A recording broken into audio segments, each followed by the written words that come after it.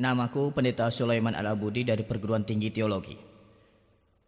Tentang topik ceramah kali ini, persamaan antara Kristen dan Islam.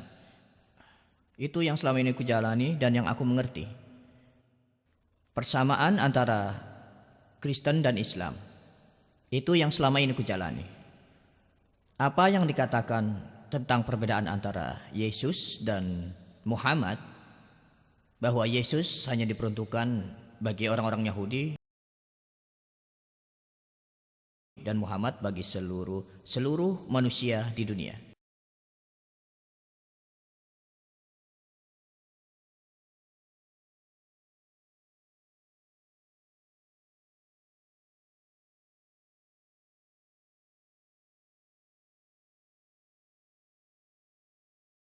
Menurutku itu tidak benar. Bukan itu yang diajarkan di Injil. Dan dia bilang Yesus bukan Tuhan. Dan dia mengambil pernyataan dari Injil yang mengatakan itu. Ayahku lebih agung daripadaku. Tapi bagaimana dengan pernyataan yang dibuat Yesus yang mengatakan, Akulah jalan kebenaran dan kehidupan. Ayahku dan aku satu. Dan mereka yang melihatku berarti melihat ayahku. Ada pernyataan seperti itu di Injil, seperti yang dikatakannya, bahwa Yesus adalah Tuhan. Itu yang kami percaya, dan itu yang seluruh dunia percaya. Sudah dikatakan dari awal bahwa pertanyaan yang akan diajukan harus sesuai. Tolong. Terima kasih saudaraku. Kau dapat menanyakan apapun yang kau mau. Saudaraku mengatakan topiknya tentang persamaan antara Islam dan Kristen, tapi aku lebih banyak berbicara tentang perbedaan daripada persamaannya. Jika kau analisa ayat-ayat atau bab-bab berapa yang kukutip dari ayat-ayat Injil, apa yang kulakukan adalah menunjukkan persamaan antara Islam dan Kristen. Tapi persamaan-persamaan yang kubicarakan kali ini disebutkan dalam Injil dan Quran yang tidak diikuti orang-orang Kristen. Aku tidak akan berbicara tentang apa yang dipatuhi orang-orang Kristen oleh orang-orang yang mengaku Kristen dan mengikuti perintahnya. Sehingga dalam hal ini mungkin perbedaan antara orang Muslim dan orang Kristen. Sementara topiknya persamaan antara Islam dan Kristen. Topiknya adalah persamaan antara Islam dan Kristen. Ada perbedaan besar antara orang Kristen dan ajaran Kristen, antara kata-kata orang Muslim dan Islam. Saudara, kita ingin mengingatkan bahwa topiknya bukan persamaan orang-orang Muslim dan Kristen, tapi persamaan ajaran Islam dan Kristen. Kristen berdasarkan Injil. Jadi aku berbicara persamaan Quran dan Injil. Quran dan Injil bilang jangan makan daging babi. Orang Kristen melakukannya, Muslim tidak.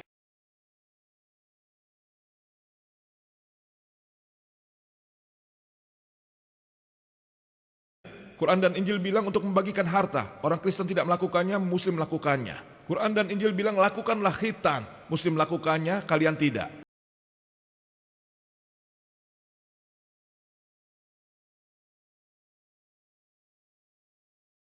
Jadi aku berbicara tentang Injil dan Al-Quran. Injil dan Al-Quran.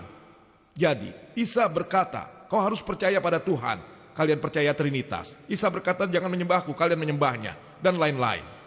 Jika kau sudah melihat kasetnya, kau pasti akan mengerti. Di dalamnya tidak ada satupun yang bertentangan antara ajaran Islam dan Kristen. Tidak. Aku mengutip hal-hal yang sama. Hal-hal yang sama. Saat aku melakukannya, aku bermaksud untuk memberikan contoh pada misionaris Kristen yang berusaha membuktikan isinya bahwa Deuteronomi 18:18 adalah ramalan tentang Isa damai bersamanya. Anda sudah mengerti, tapi Anda tidak pernah mengikutinya. Semua ajarannya. Mengerti? Tapi jika kau analisa, tadi aku berbicara persamaan antara Injil dan Quran yang merupakan dasar agama Islam dan Kristen. Aku membuat pernyataan itu benar dan aku tetap pada kata-kataku bahwa tidak ada satu pernyataan pun di dalam Injil yang menyatakan bahwa Isa mengatakan sendiri kalau aku Tuhan jadi sembahlah aku. Seperti yang dikatakan Isa, aku adalah jalan kebenaran dan kehidupan. Tidak ada yang lebih agung dari aku, kecuali ayahku, sebab aku dan ayahku satu. Semua pernyataan ini adalah referensi dari pernyataan tersebut. Pernyataan yang pertama dalam Injil John, bab 14 ayat 6 dan 9. Kau periksalah Injil ini. Aku berbicara berdasarkan memoriku. Semua ada di Injil. Kau pendeta, atau kau adalah orang dari perguruan tinggi teologi, jika aku ingin cepat, aku punya Injil. Kau bisa mencarinya bab dan ayat yang kusebutkan tadi. Referensinya di sini. Aku akan berikan referensiku ini. Tapi kau harus tetap melihat konteksnya. Kau tidak bisa gunakan ayat tanpa konteks. Iya, benar. Anda keluar dari konteks. Akan kuberikan, juga kutipannya, akan kuberikan. Dari memoriku kau bisa mengeceknya. Dari konteks ayat nomor 1. Dalam John bab 14 ayat 1 dikatakan, untuk mencari konteksnya, Isa damai bersamanya berkata, di rumah ayahku ada bermacam-macam rumah besar. Banyak rumah besar di sana. Jika kau tidak dapat melihat, aku tidak akan katakan. Aku pergi ke sana untuk menyiapkan tempat bagimu. Kau tahu kemana aku pergi? Thomas mengatakan bahwa kami tidak tahu kemana kau pergi. Kami tidak tahu jalan kemana kau pergi. Dia berkata, akulah jalan, kebenaran, dan kehidupan. Tidak ada seorang pun bisa melihat ayahku kecuali aku.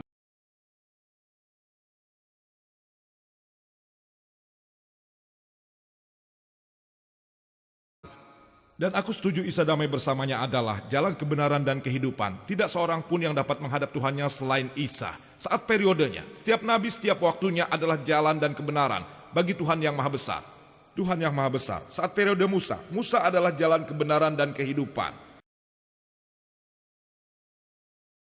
Tidak ada yang menghadap Tuhan yang Maha Besar kecuali Musa damai bersamanya. Begitu juga Yesus jalan, kebenaran dan kehidupan. Seperti Nabi Muhammad damai bersamanya, dia juga jalan kebenaran dan kehidupan.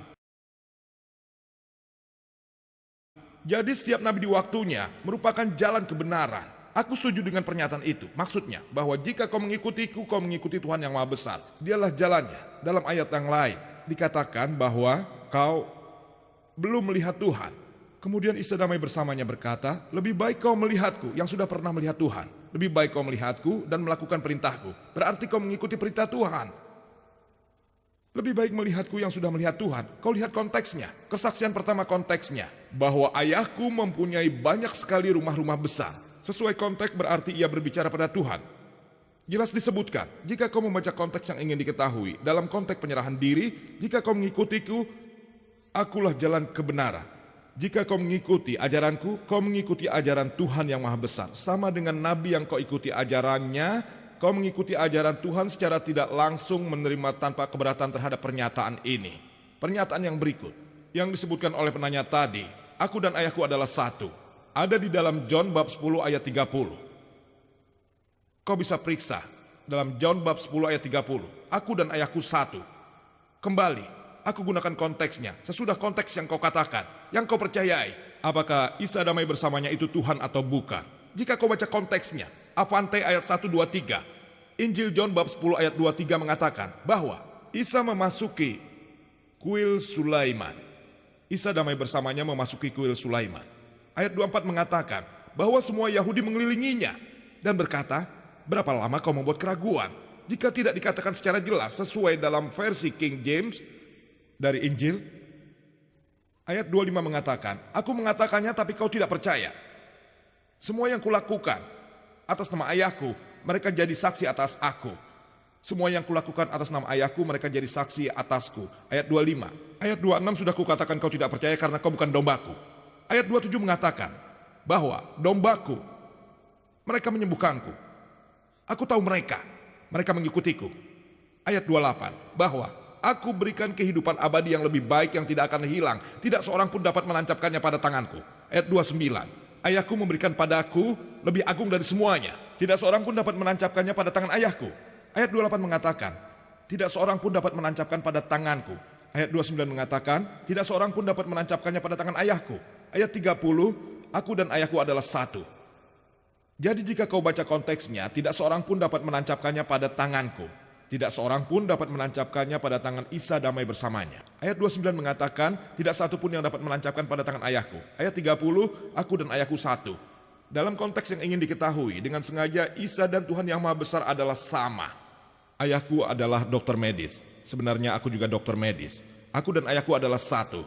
Apa maksudnya kami satu orang? Tidak, maksud dari aku dan ayahku adalah satu karena kami sama-sama dokter. Dalam profesi kami dokter medis. Tapi bukan berarti kami satu orang dalam profesi. Ini sangat jelas. Seseorang mengatakan tidak. Ini satu arti dari satu orang. Ku bilang oke. Jika kau baca lebih jauh dalam John bab 17 ayat 21 dikatakan, ayahku berada di dalamku dan aku di dalamnya. Bersama kami menjadi satu sama seperti tadi. Kami berdua satu. Jika kau baca John bab 17 ayat 21 lebih jauh dikatakan, ayahku berada di dalamku, aku berada di dalammu. Dan secara lebih luas dikatakan bahwa kita semua adalah satu.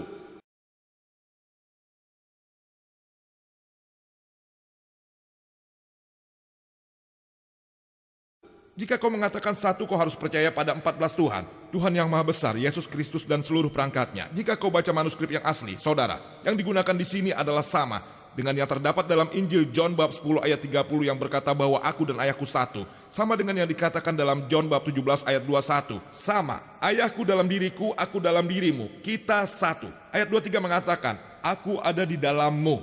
Kita satu. Satu lagi yang sama. Kata-kata yang sama. Dalam konteksnya berarti Tuhan yang Maha Besar, Yesus Kristus dan yang lainnya. Kebenaran yang sama, pesan yang sama kalau mereka satu. Tapi jika kita tidak mengakuinya, berarti kita akan merubah Trinitas menjadi konsep 14 Tuhan. Tuhan Yesus Kristus dan ke-12 muridnya. Kau membaca konteksnya, tapi kau tidak setuju dengan konteksnya. Bahwa mereka adalah satu, berarti kita percaya ke-12 murid Isa adalah Tuhan.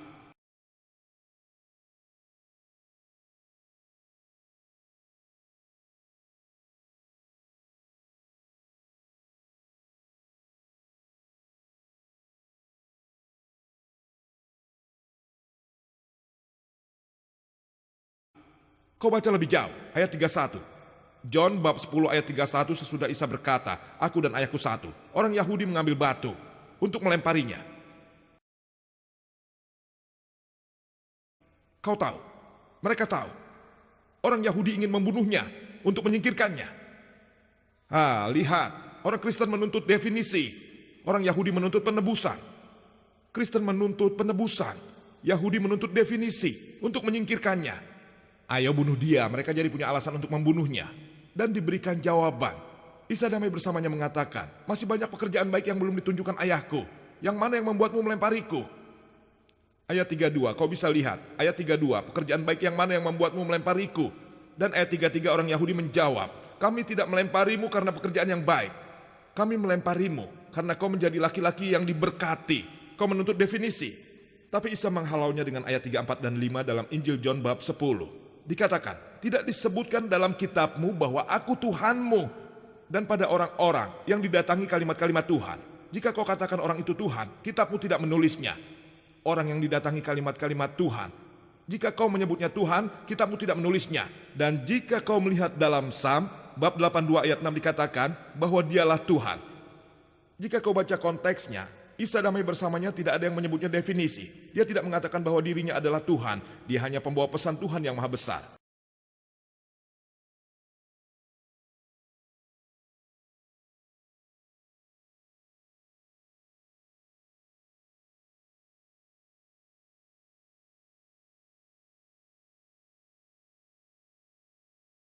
Sekian jawabannya. Jika kau tidak puas, silakan sampaikan pada moderator. Aku rasa Anda menggunakan Injil hanya untuk kepentingan Anda saja. Jika aku salah, maka orang-orang Muslim akan... saudara. Seseorang yang mencari pengampunan. Dan Anda lebih memilih yang lain dibanding... Saudara, kita akan sampai ke sana. Tapi pertama, kita membicarakan definisi. Sesudahnya baru pengampunan dan aku tidak akan pergi. Tenang saja. Aku juga ingin tahu. Ya, kita akan sampai pada Matthew bab 9. Pertama-tama, apa kau setuju bahwa Isa damai bersamanya tidak mengatakan definisi? Jika kau percaya, berarti kau setuju dengan 14 Tuhan. Kau bilang aku salah tentang Injil, aku terbuka untuk koreksi. Jika manusia dapat berbuat salah, begitu juga aku.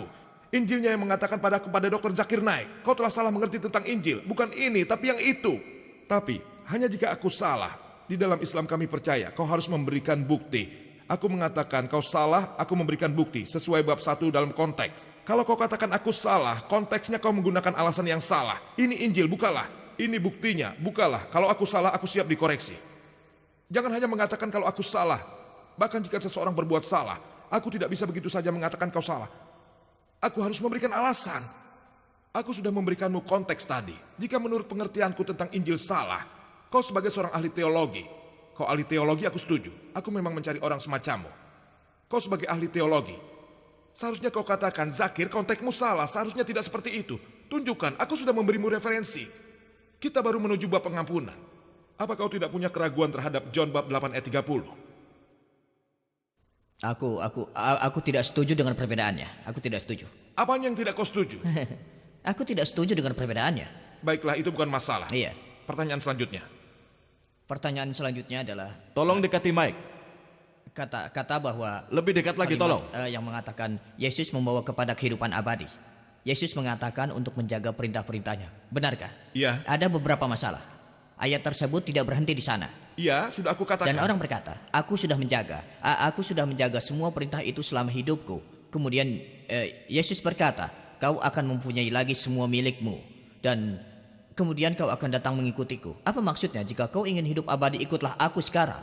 Bukankah sudah kukatakan tadi?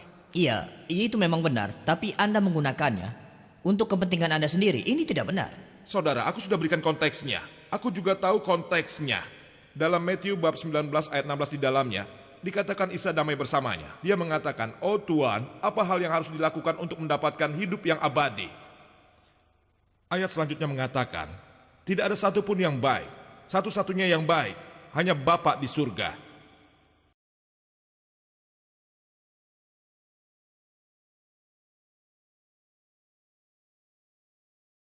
Jika kau ingin kehidupan abadi, jagalah perintah Tuhan. Aku memulainya. Itu pengampunan, bukan arti konteksnya yang berubah. Artinya tidak berubah, itu tetap sama. Jika artinya tidak sama, Tidak. berarti konteksnya tidak akan diberikan, saudara. Ayat nomor 18 sampai 20, dia berkata, aku menjaga perintah-perintah itu. Jadi sekarang dia mencari surga. Bagaimana kau mencapainya? Jadi dia katakan, aku ingin melakukannya. Akan kulakukan lebih lagi. Aku menjaga perintah-perintahnya. Jadi Isa mengatakan, jual pakaianmu dan jual barang-barangmu. Disebutkan dalam Injil, jualah semuanya. Anda Jual. meninggalkan satu hal. Dan satu hal itu adalah yang harus Anda katakan. Berikan pada si miskin dan ikuti aku. Aku mengutip dari Injil yang mengatakan, serahkan barang-barangmu dan ikuti aku. Dia tidak berpikir kalau itu sulit. Untuknya, ikuti aku. Bahkan Nabi berkata, ikuti aku. Quran mengatakan untuk mencintai Allah dan Rasul-Nya. Apakah itu berarti Nabi Muhammad mempunyai definisi ketuhanan? Tidak. Setiap orang harus mengikuti Nabi mereka. Tidak ada yang sulit. Musa bilang ikuti aku. Muhammad bilang ikuti aku. Damai bersama mereka. Kau mencintainya, ikuti nabimu. Mencintai Allah, mencintai Rasul. Mematuhi Allah, mematuhi Rasul. Itu yang dikatakan Al-Quran. Mengikuti nabimu bukan berarti menuntut definisi ketuhanannya. Artinya kita harus mengikuti nabi yang dikirim oleh Tuhan yang Maha Kuasa. Dia tidak bilang, sembah aku. Dia bilang, ikuti aku. Dia tidak bilang kalau dia disalib. Jika mengikutinya, kita mengikuti perintah-perintahnya. Berdosa mematuhi perintahnya dan ikuti aku tidak berdosa.